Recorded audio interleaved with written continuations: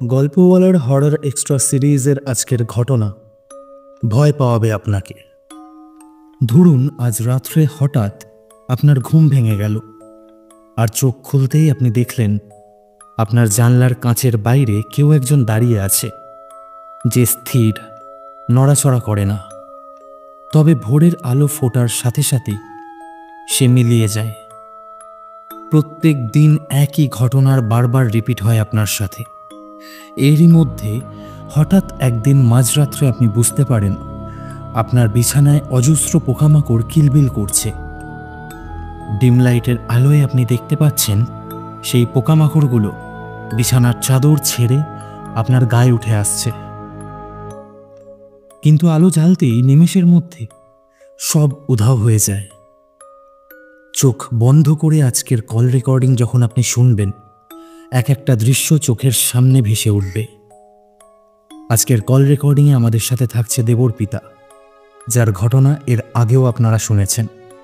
আর আপনারাও যদি চান দেবর পিতার মতন নিজেদের জীবনে ঘটে যাওয়া কোনো সত্যি ভৌতিক ঘটনা গল্পওয়ালা পরিবারের সাথে শেয়ার করবেন, তারা অবশ্যই গল্পওয়ালার অফিসিয়াল ইমেল আইডি storyteller@gmail.com অথবা আমার ইনস্টাগ্রাম আইডি storyteller_অরিত্রকে ফলো করে ইনবক্সে ঘটনা লিখে পাঠাতে পারেন। এখন ঘড়িতে রাত 10টা, আর আমি অরিত্র থাকছি আপনাদের সাথে মারাত্মক একটা ঘোস্টলি কল রেকর্ডিং নিয়ে। Golpowala, The Real Paranormal Experience.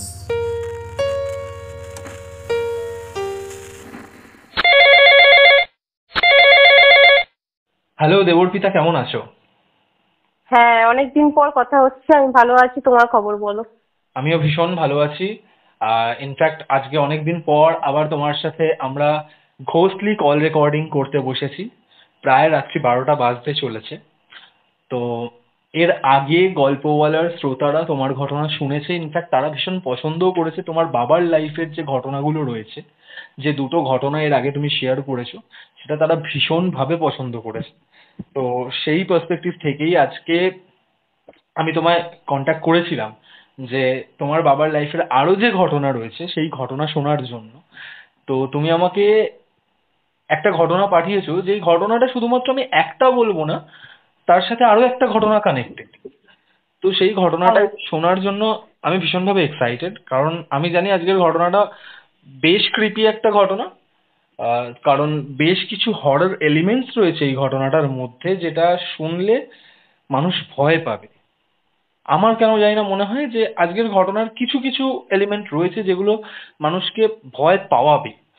তো আমি একদম শুরু থেকে শুনতে চাই যে কি ঘটেছিল, আর তার সাথে তোমার বাবার যে আরো একটা ঘটনা, তার কি যোগসূত্র রয়েছে। হ্যাঁ, আচ্ছা, তার আগে আমি একটু বলে দিই এই পুরো ঘটনাটাই, মানে যে দুটো ঘটনাটার সাথে অ্যাকচুয়ালি কানেক্টেড, এই দুটো ঘটনাই কিন্তু ঘটেছে আসানসোলে। আর সেক্ষেত্রে বলে রাখি যে আমার যেটা অরিজিনাল সোর্স, মানে আমার অরিজিনাল যে বাড়ি, আমার পৈতৃক বাড়ি বা আমার বাবার পৈতৃক বাড়ি, সেটা কিন্তু, যেটা আমি বলেছিলাম, দমদম জয়পুর রোডে। তো সেখানে অলরেডি অনেক ভূতের কাহিনী আছে, সেটা তো আমি বলেছি। কিন্তু এইটা আমার হচ্ছে আসানসোল। কেন আসানসোল? আমার বাবার কর্মসূত্রে বাবাকে আসানসোলে থাকতে হতো। তো আমরাও এখনো অব্দি আসানসোলেই আছি, আমাদের আসানসোলেও নিজস্ব বাড়ি আছে, আর কলকাতাতে তো আছেই। তো ওই জন্য আমি বলে রাখি যে এই পুরো ঘটনাটাই আসানসোলে। যারা আসানসোলে থাকে বা যারা আসানসোল থেকে শুনছে, তারা এই ঘটনার জায়গাগুলো অন্তত রিলেট করতে পারবে। তো যাই হোক, সেই প্রসঙ্গে আরেকটাও বলি যে আমার বাবার প্রফেশনটা বলি। তা এই ঘটনাটা মেনলি ঘটেছিল আমার এক কাকুর জীবনে। তো আমার বাবা আর কাকু দুজনেই প্রফেশন ছিল মেডিকেল রিপ্রেজেন্টেটিভ, এমআর যেটাকে বলা হয়। তো তারা কি করতো, আসানসোল সাব ডিভিশনের প্রত্যন্ত এলাকায় সেই বাইক নিয়ে ডাক্তারদের ভিজিট করতো, ডাক্তারদের মিট করতো, এটাই তো কাজ ছিল। তো তখন কি হতো, তখন অনেক দূরে দূরে ডাক্তার ভিজিট করতে যেতে হতো, মানে সেখানে মানে জননির্জন সেই এলাকা, ওরকম জায়গায় যেতে হতো। এখন তো যেমন খুব আপডেটেড সবকিছু হয়ে গেছে, অনেক কমিউনিকেশন ভালো হয়ে গেছে, তখন এত ভালো কমিউনিকেশনও ছিল না, অনেক দূর অব্দি যেতে হতো। মানে হয়তো সকালে বেরোতো, বাবাকে অনেক রাতে ফিরতে হতো, সেই হয়তো বর্ধমানে গিয়ে ডাক্তার মিট করতে হতো, এরকম মানে এতটা ডিস্টেন্স। যাই হোক, এবার ঘটনাটা এরকম যে কাকু একদিন আমাদের বাড়িতে এসেছিল। কাকু রোজই আমাদের বাড়িতে আসতো, মানে বাবা আর কাকু একসাথে কাজে বেরোতো বাইকে করে। আইদার বাবা স্কুটারে একদিন যেত, নাহলে কাকু বাইক নিয়ে যেত, এরকম ওদের মানে শিডিউলটা এরকম ছিল। তো কাকু আসতো, চা খেতো, তারপর দুজনে একসাথে বেরোতো। তা যথারীতি সেদিনকেও কাকু এসছে। এসে কিন্তু সেদিনকে এসছে কাকুর চেহারাটা খুবই মানে বিধ্বস্ত, ঠিক যেন মনে হচ্ছে কারোর সঙ্গে মারামারি ধস্তাধস্তি করে হয়তো এসছে। বিধ্বস্ত বলতে কিরকম, চুলগুলো পুরো উস্কো খুস্কো, মানে ইভেন জামা কাপড়টাও যেটা পরে এসছে দেখে মনে হচ্ছে সেই বাড়ির শোয়া জামা কাপড়, মানে আমরা বিছানায় যে জামা কাপড় পরে শুই সেরকম কোনো একটা জামা কাপড় পরে চলে এসছে, মানে একটা ফ্রেশ কোনো কাপড় পরেও আসেনি। যেখানে একটা মেডিকেল রিপ্রেজেন্টেটিভকে সবসময় টিপটাপ হয়ে যেতে হয়, সেখানে ওরকম জামা কাপড় কখনোই তারা পরে আসতে পারে না। তো ওরকম একটা ড্রেস, তার চোখ মুখ পুরো লাল, মানে খুবই দেখে মনে হচ্ছে কিছু একটা হয়েছে তার সাথে। তো এসছে, বাবা জিজ্ঞেস করলো, হ্যাঁ রে রাজীব, তোর কি হয়েছে, তুমি এরকম তোর চেহারা? তো বললো, দাদা কালকে না আমি একটা মারাত্মক ঘটনা দেখে ফেলেছি, আমার খুব ভয় লাগছে, তুমি আমাকে বাঁচাও। তো বাবা বলছে, কি হয়েছে তোর, বল, তোমাকে খুলে বল। বলছে, না আমার মনে হচ্ছে আমি কোনো মার্ডার কেস দেখে ফেলেছি, আর যারা মার্ডার করেছে তারাও আমাকে দেখেছে, তুমি আমাকে বাঁচাও, আমার এখন প্রাণের ভয়, আমার প্রাণ সংশয় লাগছে, মানে এই এলাকাটা ভালো নয়। আর এক্ষেত্রে বলে রাখি, আসানসোল কিন্তু একসময় সেকেন্ড ভার্সন অফ মির্জাপুর, মানে খুন খারাপি, ক্রিমিনাল, মানে সব গুলিবাজি, মানে বোমাবাজি হামেশাই হতো, মানে তখন তো হামেশাই হতো। এখন ঠান্ডা হয়ে গেছে, তাও এখনো মাঝে মধ্যে দেখা যায় এরকম, মানে রেয়ারলি হয় কিন্তু হয়। কিন্তু আসানসোলে এই জিনিসটা খুব কমন, খুন খারাপি যে ক্রিমিনাল অ্যাক্টিভিটিসটা কিন্তু আসানসোলে খুব কমন, এটা পুরোটাই মাফিয়া এলাকা।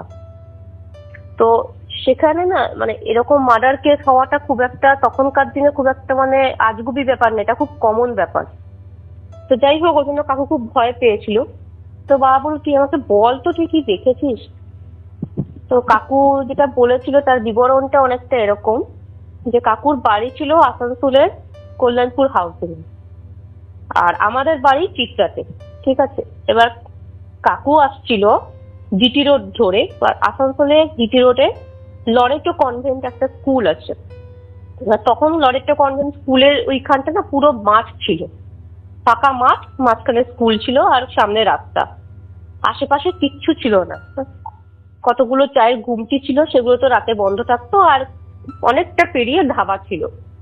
তো এবার কি হচ্ছিল, কাকু ওরকম জিটি রোড ধরে আসছিল, শনিবার ছিল সেদিনকে, আর রাত প্রায় 11:30, মে মাসের রাত, আর ইয়েতে হ্যালোজেন লাইট দেওয়া ছিল, জিটি রোডে যেরকম লাইট থাকে।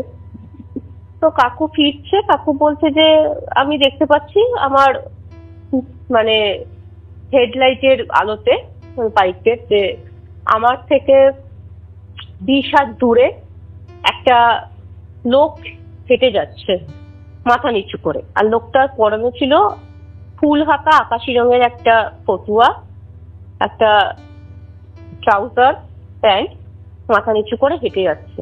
আর হাঁটার ধরনটা দেখে মনে হচ্ছে সেই মাল খেয়ে হাঁটলে, মানে মদ খেয়ে হাঁটলে যেরকম হয়, মানে কাকু ভেবেছে কোনো মাতাল হয়তো হেঁটে বেড়ে যাচ্ছে। আর এটা তো খুব স্বাভাবিক, মানে ওরকম রাতে রাস্তাঘাটে আতাল মাতাল ঘুরে বেড়াবে, এটা কোনো মানে তখনকার দিনে খুব একটা অবাক করার বিষয় না, এটা খুব স্বাভাবিক ব্যাপার। তো যাচ্ছে, এবার যেটা হয়, কাকু ওকে ওভারটেক করতে গেছে, মানে যখন বাইকটা নিয়ে তার পাশ দিয়ে তাকে কাটিয়ে যাবে সেই সময়টা জাস্ট বাইকটা নিয়ে পাশে গেছে, রাস্তার আলো আছে প্লাস বাইকের হেডলাইটের আলো, সেই আলোতে যখন পাশটা কাটাচ্ছে, কাকু পাশ ফিরে দেখেছে যেরকম নর্মাল সবাই দেখে। পাশ ফিরে যখন দেখে, পরিষ্কার দেখে, মানে কাকু আর তা ওই লোকটা তখন পুরো পাশাপাশি, পরিষ্কার দেখে যে মানুষটা হেঁটে চলেছে, মানুষটা নিজের মতন হেঁটে চলেছে, তার গতিতে বা তার হাঁটার স্পিডের কোনো পার্থক্য নেই, সে নিজের মতন হেঁটে চলেছে, কিন্তু মানুষটার মাথাটাই নেই, তো কাকু মানে মানুষটার মাথাটা নেই। মাথাটাই নেই। কাকু মানে কিছুক্ষণ ধরে ভালো করে অবজার্ভ করেছে যে ও কি মাথা নিচু করে যাচ্ছে, কিন্তু দেখেছে যে শার্টের যে গলার জায়গাটা ওইখান থেকে জাস্ট ফাঁকা, কিচ্ছু নেই, আর সেই অবস্থায় অবয়বটা পেটে চলেছে। ওই দেখে বাইক পুরো কাঁপছে, ওরকম চলছে, বাইক কাঁপতে কাঁপতে কাকুর সামনের ধাবাতে গিয়ে দাঁড়িয়ে কোল্ড ড্রিঙ্কস মাথায় ঢেলেছে। মানে তখন এমন অবস্থা হয়ে গেছে, মাথায় কোল্ড ড্রিঙ্কস ঢেলে চান করেছে, নিয়ে কোনোভাবে বাড়ি ফিরেছে। বাড়ি এসে দুবার বমি করেছে, পুরো গায়ে জ্বর, মানে শরীর পুরো খারাপ হয়ে গেছে, ওরকম একটা জিনিস দেখেছে। এমনিও বলে ভয় পেলে মানুষের শরীর আগে এফেক্ট করে। আমি জাস্ট ভাবতে পারছি না একটা জিনিস, যে একটা মানুষ সে গাড়ি চালাচ্ছে, গাড়ি চালাতে চালাতে সে দেখলো যে একটা তার পাশ থেকেই আরো একজন মানুষ হেঁটে হেঁটে যাচ্ছে টলতে টলতে। বাইকের হেডলাইটে দেখা যাচ্ছে সেই মানুষটার মাথা পরিষ্কার, নেই। হ্যাঁ একদম পরিষ্কার দেখেছে। আমি মোমেন্টটার কথা ভাবছি যে কতটা ক্রিপি হতে পারে এই মোমেন্টটা। হ্যাঁ, আর ওরকম রাতে একা অবস্থায়। তো যাই হোক, তো বাবাকে এসে বলেছে যে নিশ্চয়ই ওই লোকটাকে কেউ মানে চলন্ত অবস্থাতেই কেউ মার্ডার করে দিয়েছে, আর ওই অবস্থাতেই লোকটা, ওই জন্য সেই গতিটা ছিল। আমি ওইটা দেখে ফেলেছি, আর যারা মার্ডার করেছে তারাও নির্ঘাত আমাকে দেখেছে। তো তুমি আমাকে বাঁচাও, আমার মনে হচ্ছে আমার প্রাণহানির সংশয় আছে। তো বাবা বললো ঠিক আছে তুই চল, তুই আমার স্কুটারে করে ওই জায়গাটায় চল। তো ওই জায়গাটায় গেছে, ওখানে একদম সেই স্পটে যে চায়ের দোকানে যে ঘুমটিগুলো আছে ওদেরকে জিজ্ঞেস করেছে যে এখানে কি কোনো আগের দিন রাতে কোনো এরকম মার্ডার বা কিছু হয়েছে? তো চায়ের দোকানের লোকগুলো উল্টে জিজ্ঞেস করছে কিউ, মানে ওরা বিহারি, তো হিন্দিতে জিজ্ঞেস করছে কিউ। তখন বাবা তখন পুরো ঘটনাটা বলেছে যে আমার বন্ধু এরকম এরকম দেখেছে। তখন দোকানের লোকটা বলছে ও আপ লোগों ने भी उसे देखा? तो बाबा बोलছে মানে? तो लोकटा बोलছে हम लोग तो उसको हमेशा ही देखते हैं, पर ऐसा नहीं है कि हम लोग, মানে বলছে যে এরকম নয় যে আমরা ওকে সারাক্ষণ দেখতে পাই, কিছু স্পেশাল তিথি নক্ষত্রে ওকে দেখা যায়, মানে এই জিনিসটা খুব কমন, অনেকেই ওকে দেখে। বলছে वो आदमी नहीं है, वो জিন है। তো তখন বাবা বলল যে তার মানে তুই যেটা দেখেছিস সে কিন্তু কোনো মানুষ নয়, সে তুই যাকে দেখেছিস সেটা ভূত। এইবার এই প্রসঙ্গেই মানে এটা ওই দোকানদার বা ওই লোকটা কি করে কনফার্ম করলো যে ওটা ওই জিনিসই ছিল, মানে জিন ছিল বা ভূত প্রেত যেটাই হোক না কেন সেটা ছিল, উনি কনফার্ম হলো কি করে? ওনার বক্তব্য হচ্ছে ওই যে জিনিসটা মানে কাকু দেখেছে, ওনাকে নাকি মানে ওই জিনিসটাকে অনেকেই অনেকবার দেখেছে। এবার যাকে এইভাবে দেখা যায় সে তো নিশ্চয়ই বারবার দেখা যায়, তো ওরা বলছে যে ওটা কোনো মানুষ নয়, ওটা জিন। এবার যেহেতু জিন বলতে মানে আমাদের ওখানে বিহারি, তো ওরা মানে ভূতকে হিন্দিতে জিনই বলে, ঠিক আছে? মানে ওরা মানুষজন এই কেসটা নিয়ে অবগত, তার মানে অবগত, হ্যাঁ। ওদের ওরকম কনসেপ্ট নেই যে জিন কি হয়, কিন্তু ওরা মানে হিন্দিতে ওটাকে জিনই বলে। আচ্ছা আচ্ছা। তো বাবা ওটা অ্যাসিওর করলো যে তুই যেটা দেখেছিস ওটা কোনো মার্ডার কেস নয়, মানে ও আমার কাকু যে ভয়টা পাচ্ছিল, কিন্তু ওটা যেটা দেখেছিস ওটা কোনো মানুষও নয়, এটা ভূত দেখেছিস। এক কথায় তো বাবা বললো তোর কিন্তু প্রেত দর্শন হয়েছে। তা আমি তোকে আমার অভিজ্ঞতা থেকে বলছি, প্রেত দর্শন শুভ নয়, তো তুই একটু সাবধানে থাকিস। আমিও এরকম দেখেছিলাম, আমার সাথে কিন্তু খুব একটা ভালো ঘটনা ঘটেনি। যেটাই দেখে থাকিস তুই কটা দিন একটু সাবধানে থাকিস। তা সেই প্রসঙ্গে বাবা আবার কাকুকে আরেকটা ঘটনা রিলেট করে বলে যে কি মানে জিন কি, তখন মানে কাকু আর কি জানতে চায় যে জিনের ব্যাপারটা কি। বাবা মানে ওরা জিন বলেছিল, তো বাবা বললো ভূত। তখন কাকু আবার জিজ্ঞেস করেছে যে তো ওরা জিন বলছে তুমি ভূত কেন বলছো? তো বাবা বললো যে না, জিন আলাদা জিনিস হয়। তখন বাবা আবার ওকে একটা ঘটনা শেয়ার করলো, সেটাও আমার বাবার মানে ওই ঘটনাটাও বাবার নিজের সাথেই, নিজের কেসেই, ওটাও আমি প্রত্যক্ষদর্শী। তো কি হয়েছিল, আমি এক জায়গায় টিউশনি পড়তে যেতাম। তো যেখানে টিউশনি পড়তাম সেখানে আহ, অনেকে আসতো, অনেক ছেলেমেয়ের বা আমারাই আসতো টিউশনি দিতে। তো ওখানে কি হতো, আমি কেমিস্ট্রি তখন পড়তে যেতাম, আমার আমার এক বন্ধুর বাবাও আসতো। এবার অত চেনাশোনা সত্যি কারোর সঙ্গে ছিল না। যেটা হয় মানে গার্জেনরা গিয়ে দাঁড়িয়ে থাকতো, তো এবার যেরকম হয় কথাবার্তা বলতে বলতে আলাপ আলোচনা হয়ে যায়। এবার তার মধ্যে একজন ভদ্রলোক আসছেন, উনি ওনার মেয়েকে নিয়ে আর কি পড়াতে আসতো। তো তখন বাবাদের একটা আড্ডা বসতো, আবার আমাদের টিউশন শেষ হতো, ওদের আড্ডাও শেষ হতো, এরকম।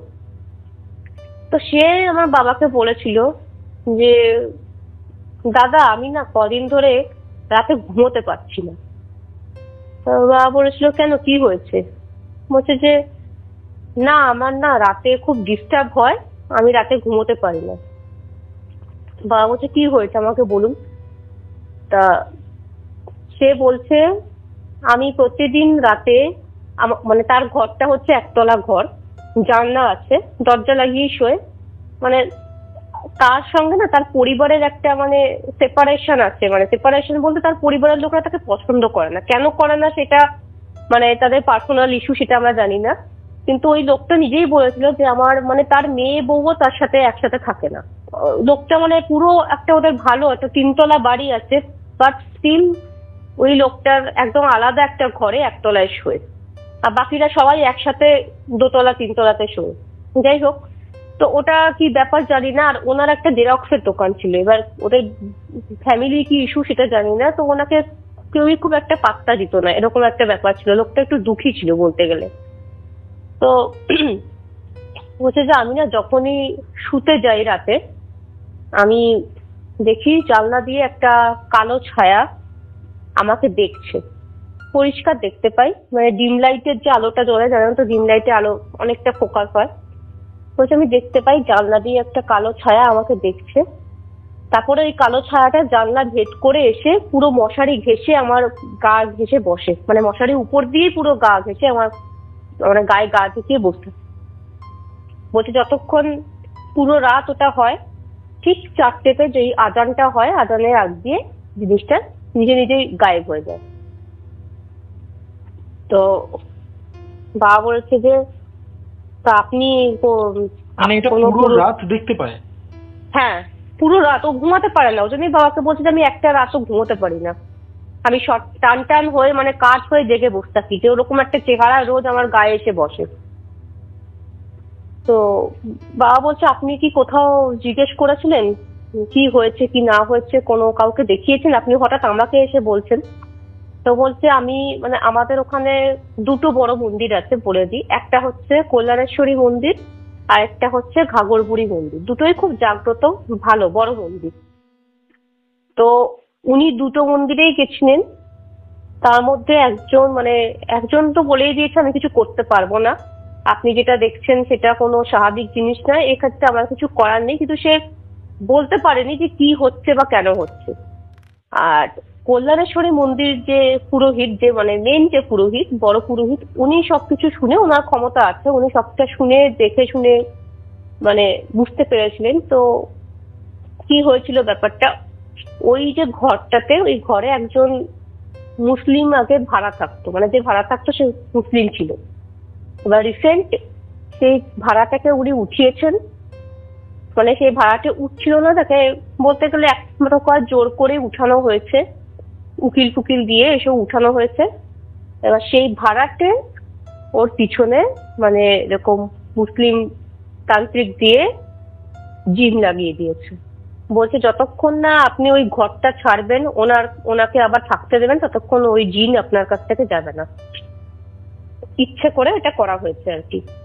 তো পুরোহিত বলেছে যে দেখুন এইসব আমি বলে দিলাম যে কি হয়েছে কি না হয়েছে, কিন্তু এটা সলিউশন আমি করতে পারবো না, কারণ সলিউশন করতে গেলে যে করছে সে আমার ক্ষতি করে দেবে। তো বাবাকে এসে বলেছে। এবার এই প্রসঙ্গে একটা কথা বলে রাখি, আমার বাবার তো কিছু ক্ষমতা আছে, এবার ক্ষমতাটা কিভাবে বা কি করে হয় সেটা আমার বাবাও জানেন না, আমরাও এখনো অব্দি জানি না।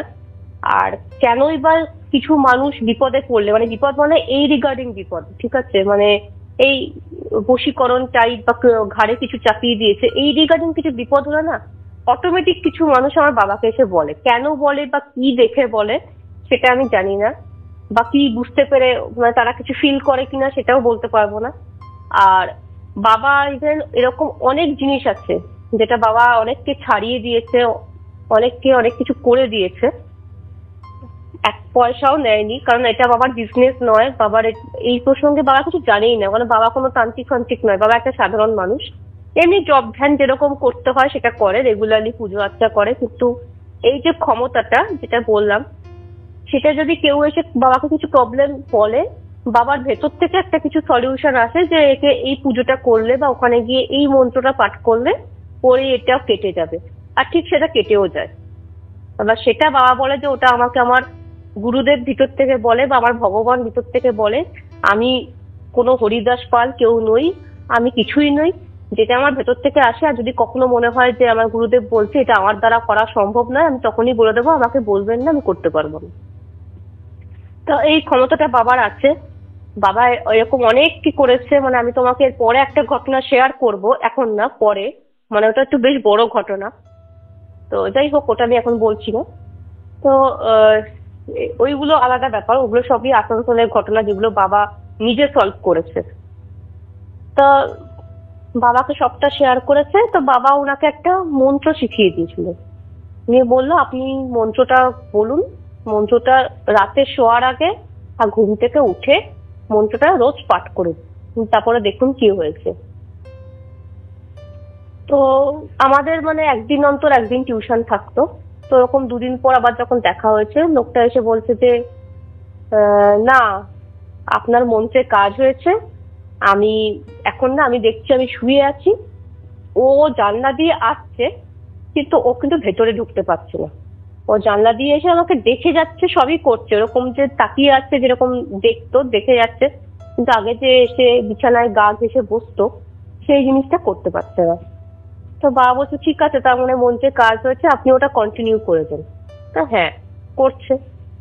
এবার আবার ঠিক 10-15 দিন পরে আবার লোকটা এসছে, দাদা আরেকটা নতুন প্রবলেম শুরু হয়েছে। কি হয়েছে?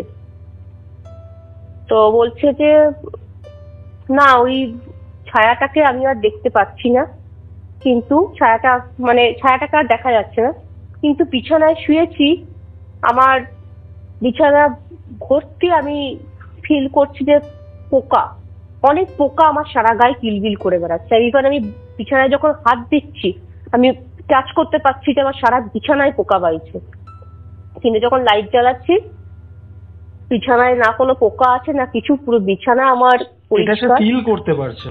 হ্যাঁ, ফিল করছে। ডিম লাইটে আলোয় দেখতেও পাচ্ছে যে পোকা হেঁটে বেড়াচ্ছে, কিন্তু যখন লাইট জ্বালাচ্ছে কিছু নেই।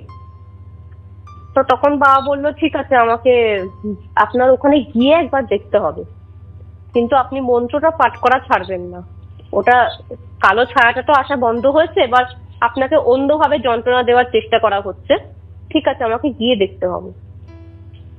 তো বাবা গেল, বাবা গিয়ে ওখানে একটু ওই চারদিকে জল ফল ছিটিয়ে এসেছিল, পুজো করে দিয়ে এসেছিল, চণ্ডীপাঠ করে দিয়ে ধূপকাঠি জ্বালিয়ে দিয়ে এসছে, এসে শুধু বললো আপনি এবার অবজার্ভ করুন কি হচ্ছে। তো তারপরে আবার ওরকম দুদিন পর লোকটা এসে বলল যে বিছানাতে কোনো পোকাও নেই, কিছুই নেই, তবে ছায়াটা আবার আসছে। ছায়াটা এসে বলছে যে জানলার কাছ অব্দিও আসতে পারছে না, মানে আগে তো জানলার কাছে দাঁড়িয়ে দেখছিল, বলছে ও না আর একটু দূরে দাঁড়াচ্ছে, আমি ওকে দেখতে পাচ্ছি, ও দাঁড়াচ্ছে আমাকে দেখছে, ও দূরে দাঁড়াচ্ছে, ও না ভেতরে ঢুকতে পারছে না। তো বাবা বলছে ও আর ঢুকবেও না, ও দেখবেন আস্তে আস্তে চলে গেছে।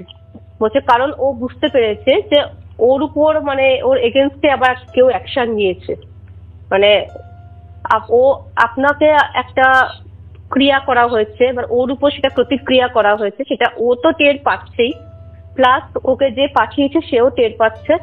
বলছে দেখবেন আপনার এই সমস্যাটা কেটে যাবে, আর হবে না।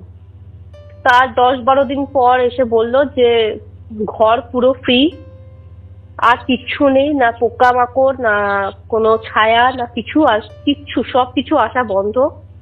তো বাবাকে এসে থ্যাংক ইউ বলেছিল, বলছে যে আপনি কি করলেন যে পুরো ঘর একদম ফ্রি হয়ে গেল।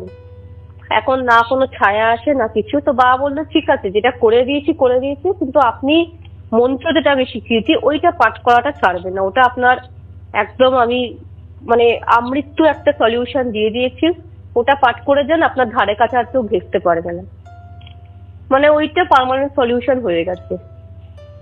তো তখন বাবা এটা শেয়ার করেছিল যে কিভাবে মানে জিন কথাটা বাবা কেন ওকে বললো যে জিন জিনিসটা আলাদা, কারণ জিনটা ওইভাবে চাপিয়ে দেওয়া হয়েছিল একজন মুসলিম একটা জিনকে। আর এটা তো বাবা বললো, ওই কাকুকে তখন বলছে তুই যেটা দেখেছিস সেটা তো তোর একটা নর্মাল প্রেত দর্শন হয়েছে, যেটা যে কারোর হতে পারে, তোর আগাম কোনো বিপদ আছে আমার মনে হচ্ছে, তাই তোকে এটা দর্শন দিয়েছে, তুই একটু সাবধানে থাকিস। আর উইদিন 7 days মানে ঘটনাটা ঘটার 7 days মানে 7 দিনের মাথায় কাকুর কিন্তু বাবার একদম সুস্থ, কিছুই ছিল না, মানে কোনো রকম কোনো রোগ ব্যাধি বা হসপিটালাইজ কিছুই হয়নি। 7 দিনের মাথায় আচমকা হার্ট অ্যাটাকে মারা যান। মানে তোমার বাবার বন্ধুর বাবা, তাই তো? হ্যাঁ হ্যাঁ হ্যাঁ। ওকে। তো এটাই হচ্ছে মানে বাবা ওটাই বলেছে, এটাই একটা সিগনিফিকেন্ট যে তোকে যেটা দেখা দিল তার মানে কিছু একটা বিপদ আসছে, তুমি অ্যালার্ট হয়ে যাও। বাবা ওটা ওকে ওর জন্যই বোঝালো যে জিন আর এটার মধ্যে ডিফারেন্সটা বোঝালো যে জিনটা তো মানে একজনকে ওটা জাস্ট চাপিয়ে দেওয়া হয়েছিল ক্ষতি করার জন্য, আর ওইটা ও যেটা দেখছিল সেটা তো মানে জাস্ট কাউকে দিয়ে করানো হচ্ছিল। কিন্তু এইটা যেটা ঘটেছে সেটা তো ও আচমকা দেখেছে, এটা তো কাউকে মানে পাঠানো হয়নি তার কাছে, আচমকা দেখা মানে সেখানে কোনো বিপদ আছে। বাবা দেখেছিল তোমাদের বাড়িতে একদম, হ্যাঁ বাবাও যেমন প্রিপেয়ার ছিল না, হঠাৎ দেখেছিল। হ্যাঁ, ঘটনাটা অলরেডি তুমি এর আগের ঘোষলি কল রেকর্ডিং এ বলেছো।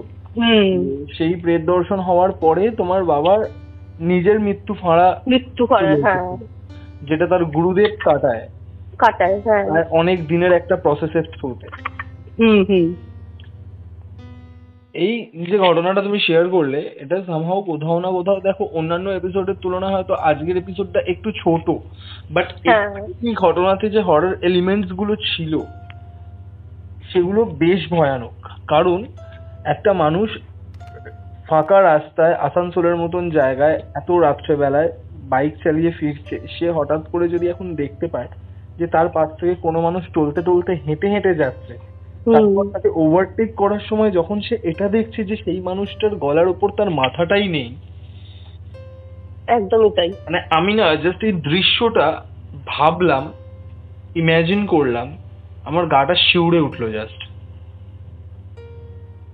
বেশ ভয়ানক ছিল এই জায়গাটা। আর তারপর সে তো এক্সপেক্ট করেনি না এটা ভূত প্রেত জিন যাই হোক, সে তো এটা এক্সপেক্ট করেনি। তার মনের মধ্যে যে ভয়টা সৃষ্টি হয়েছিল সেটা আরো অনেক বেশি প্যাথেটিক। তার নিজের মৃত্যু ভয়, যে আমি কোনো একটা ক্রাইম দেখে ফেলেছি, প্রমাণ লোপাটের জন্য আমাকে না মেরে দেয়। এটা একটা মানুষের মনে যে প্যালপিটেশন তৈরি করে, তার পুরো রাত্রের ঘুম নষ্ট, তার একটা যে বাঁচার আর্জি, বাঁচার যে একটা আকুতি নিয়ে তোমার বাবার কাছে এসছে, সে একটা প্যাথেটিক সিচুয়েশনের মধ্যে দিয়ে গেছে। একদমই তাই। আর তার পরিপ্রেক্ষিতে তোমার বাবা যে ঘটনাটা বললেন সেটাও বেশ হরিবল। মানে রাত্রেবেলায় শুয়ে একজন কাঁচের মানে জানলার বাইরে একজনকে দাঁড়িয়ে থাকতে দেখছে প্রত্যেকটা দিন, পুরো রাতটা জুড়ে, যখন আজানের আওয়াজ হচ্ছে তখন সে সরে যাচ্ছে। প্লাস আরো হরিবল যেটা, সেটা হচ্ছে বিছানায় সে পোকা দেখতে পাচ্ছে ডিম লাইটের আলোয়, আর যখনই লাইট জ্বালিয়ে দিচ্ছে সেটা জাস্ট নিমেষের মধ্যে উধাও হয়ে যাচ্ছে। এটা হরিবল ছিল। মানে এই যে দুটো ঘটনার মধ্যে যে এই তিনটে এলিমেন্ট ছিল না, এটা সিরিয়াসলি মানুষকে ভয় পাওয়াবে। এই এলিমেন্ট গুলো বেশ ভয়ানক ছিল। আর মানে আজকের ঘটনাটা যদি কেউ মন দিয়ে শোনে, সে প্রত্যেকটা দৃশ্য ইমাজিন করতে পারবে, আমার মনে হয়। কারণ আমি জাস্ট এই কারণে পুরো ঘটনাটা চুপ করে শুনছিলাম। তো বেশ ভয়ানক ছিল, তার জন্য ভীষণ ধন্যবাদ, অনেক ধন্যবাদ তোমাকে যে গল্পওয়ালাতে এর আগেও তুমি বেশ কয়েকটা ঘটনা দিয়েছো। 2টো এপিসোড প্রবাবলি আমরা করেছি, আজকেও আমরা বেশ ইন্টারেস্টিং একটা ঘটনা শুনলাম, তার জন্য অনেক ধন্যবাদ।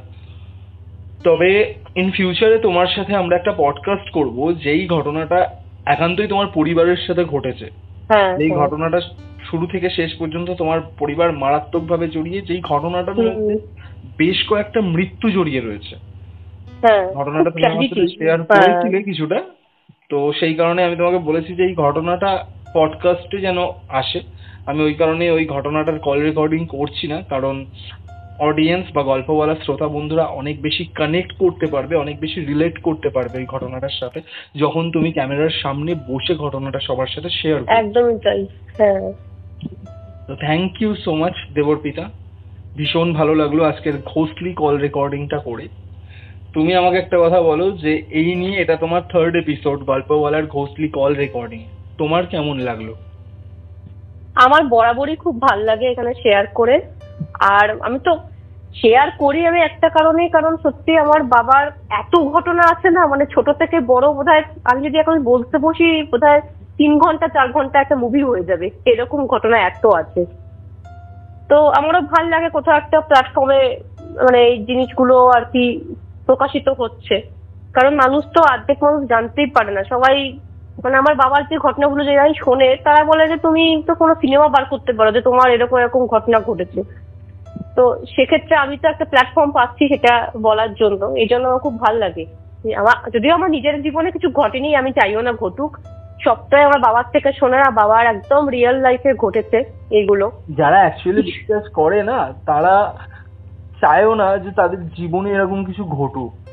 সত্যি তাই। কারণ দেখো, আমি এই সাবজেক্টটাকে নিয়ে এত বেশি ফ্যাসিনেটেড, আমি এই সাবজেক্টটাকে নিয়ে এত বেশি মানে আমি কি বলবো, আমি অবসেসড এই প্যারানরমাল জগৎটাকে নিয়ে, ঠিক আছে?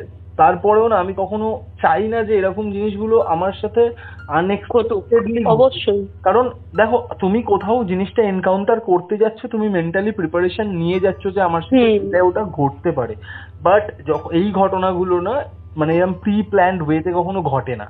এই ঘটনাগুলো ঘটে আনএক্সপেক্টেড ওয়েতে, হঠাৎ করে তোমার সামনে দিয়ে এমন কিছু একটা ঘটে যাবে যেটার জন্য তুমি প্রস্তুত থাকবে না, আর ওখানেই না মানুষ ভুল করে বসে, আর ওখানেই বিপদগুলো আসে, আমাদের বিপদগুলো আসে, একদমই তাই। তো ভীষণ ভালো লাগলো আজকের এপিসোডটা, মানে আজকের রেকর্ডিংটা করে।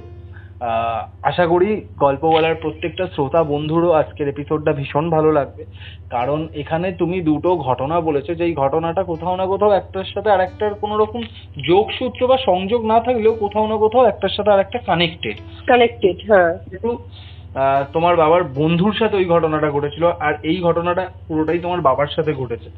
তো যাই হোক, বেশ ইন্টারেস্টিং ছিল আজকের ঘটনাটা। আর আমি একটাই কথা বলবো যে আমি ভীষণভাবে অপেক্ষা করছি যবে তুমি পডকাস্টে আসবে সেই ঘটনাটা শোনার জন্য, কারণ সেই ঘটনার কিছু কিছু এলিমেন্টস যে তুমি আমায় লিখে পাঠিয়েছিলে সেটা নিয়ে আমি ভীষণভাবে এক্সাইটেড। তো খুব তাড়াতাড়ি দেখা হচ্ছে দেবর্পিতা, একদম। আমরা এখানেই শেষ করছি। খুব তাড়াতাড়ি পডকাস্টে ক্যামেরার সামনে গল্প বলা শ্রোতাদের সাথে দেখা হচ্ছে। Thank you so much. Thank you. ভালোভাবে থাকো। Good night. Golpowala, the real paranormal experience. তো কেমন লাগলো গল্পওয়ালার হরর এক্সট্রা সিরিজের নতুন এপিসোড? কমেন্ট করে জানাতে ভুলবেন না। যদি ভালো লেগে থাকে তাহলে লাইক বাটনটা প্রেস করার সাথে সাথে শেয়ার বাটনেও প্রেস করে দেবেন। আর যদি গল্পওয়ালা ইউটিউব চ্যানেলে আজকে প্রথমবারের জন্য এসে থাকেন তাহলে চ্যানেলটা সাবস্ক্রাইব করার পাশাপাশি স্পটিফাই পডকাস্টটিকেও ফলো করতে ভুলবেন না, ভুলে গেলে চলবে না। গল্পওয়ালা আমাদের প্রত্যেকের নিজেদের যৌথ পরিবার। আজকের এপিসোড আমি এখানেই শেষ করছি। আগামী শনিবার আসছি নতুন কোনো গল্প বা ঘটনা নিয়ে।